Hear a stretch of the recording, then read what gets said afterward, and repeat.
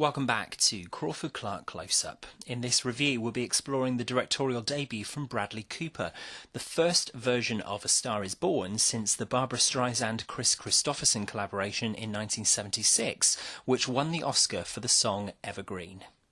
There have been a number of versions of this story dating as far back as 1937, but now it's Bradley Cooper and Lady Gaga in the driving seat as professional singer Jackson Maine and his protégé Ali.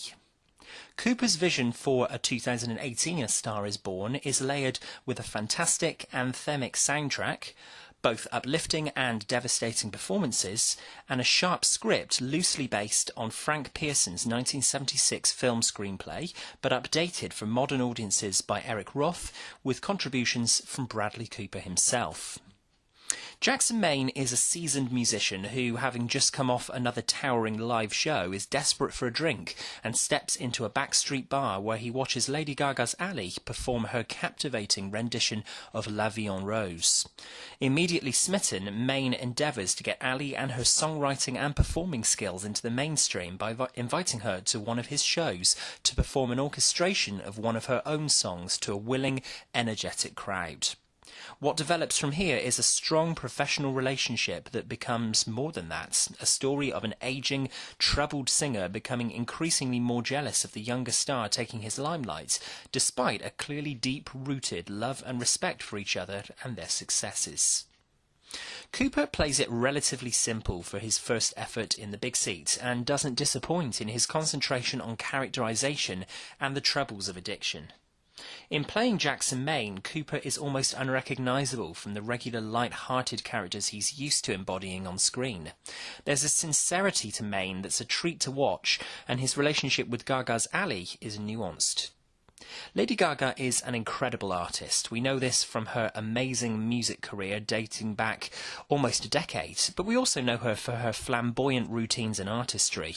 There was a time, my wife tells me, that she went to a performance of Lady Gaga and a interview, and she was basically one of the people that Gaga referred to as a peasant.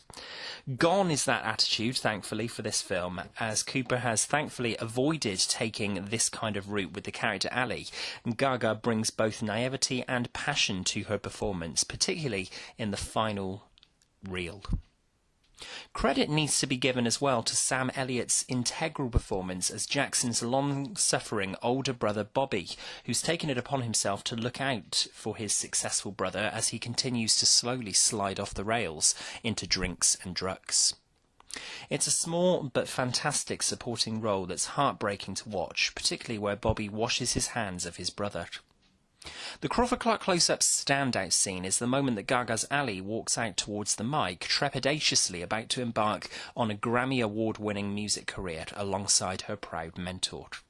It's the first big music number of many in the film and proves just how right it was to cast Gaga in her first lead film role.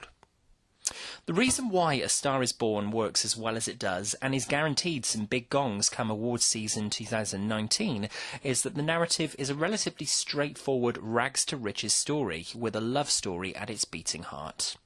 Couple this with rousing musical numbers and two terrific lead performances, and the fact that the film looks modern on the surface but showcases some more old-fashioned Hollywood filmmaking techniques, and you've got one of the year's most impressive films. A Star is Born gets the Crawford-Clark Close-Up seal of approval.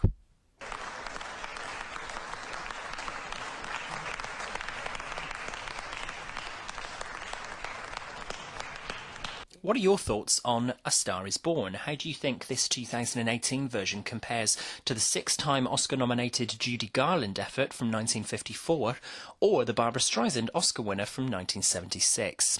Let us know your thoughts in the comments below, and please subscribe to Crawford-Clark Close-Up for more regular reviews of new and classic releases. You can follow us on social media. We're on Facebook and Twitter, and you can email us your thoughts and suggestions for the future of the channel, crawfordclarkcloseup@gmail.com. Coming later this month, in the run-up to the latest instalment in the Girl with the Dragon Tattoo series, we'll be reviewing the whole series to date, from the original Swedish trilogy to the American remake from 2011, before the new Girl in the Spider's Web.